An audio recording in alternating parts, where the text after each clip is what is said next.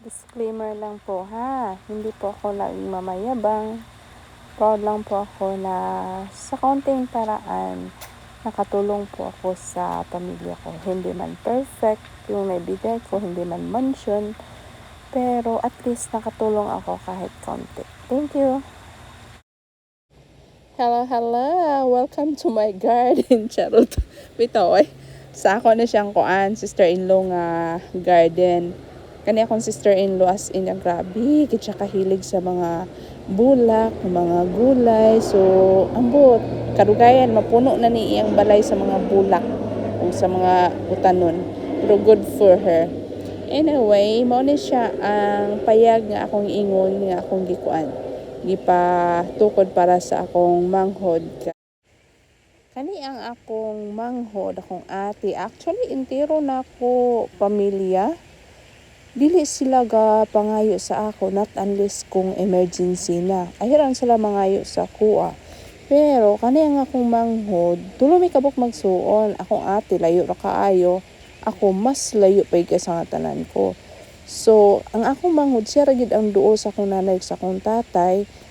Iya tanan ang sugo, kasaba, bagutbot, tamudmod sa mga tigulang, pag-adjust sa mga kaburkintos tigulang. So, nag-decide na lang kung balayan ako siya, dili ingon sa akong bayad sa iyaha, pero deserving pud niya o sa iyang asawa nga balayan ako sila kay by the way mo na siya ang balay sa akong nanay sa akong tatay nga akong ipaayo.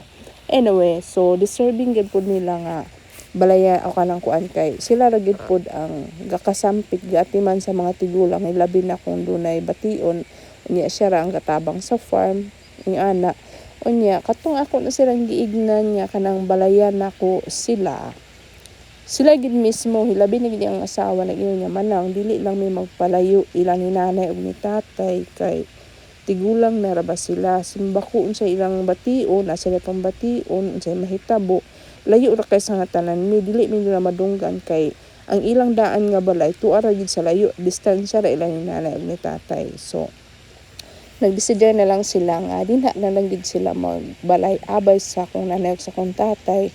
Unya duha lagi ka sa nga tanan tabukon ra dayon sus Ginoo ko pastilan dolor silingan madungog nilang utot sa akong nanay ug sa akong tatay. Anyway, mao na siya ang mga tanom sa akong sister-in-law. Hilig ka siya mananom o tan-awa gaya ng iyang kuan ang iyang ang teres na puno na sa bulak. And yes, green ang iyang balay. Ka-favorite color na niya ang green. So, sagdan naman po na siya sa akong manghod kung unsa iyang gusto sa iyang balay. Kung gusto siya green, hala sige, go green. Kung gusto ka rainbow, hala sige, go rainbow. I will support you. Happy life, happy wife, happy, ano ba yun? Happy wife, happy life. Just ko Lord, ay pag Bisaya, bim, ay, di nga magkasinabot mo. So anyway, kani iyang balay kanang gamay gid sa nga tanan aw kanang igo ra gid pod tulo ka kwarto nga gagma ingana unya wala pa man kay sulod ang iyang balay kay bag-o pa man sila na malhin dinhi kay ba kanang una manggudto na ako gitukod ang payag sa akong tiya ay hapon ang ilaha. So pagkaman ato akong tiya ang ila pod akong itukod. So pag-upod sila na malhin dinhi unya wala pa kayo na sa sulod ang ilang balay. So diretso ra siya walay division para dili siya tiyo tanawon. Kita ra silang bisita kung magluto sila. So anyway, mo na din gibulag nila ang shower o ang toilet ang ilang maumaong anak tagdugay kay sa tanan makahuman inig mo gamit sa kasilyas. So kaning dinhi sa loyo pag abre ana kuha na siya ang ilan na silang backyard.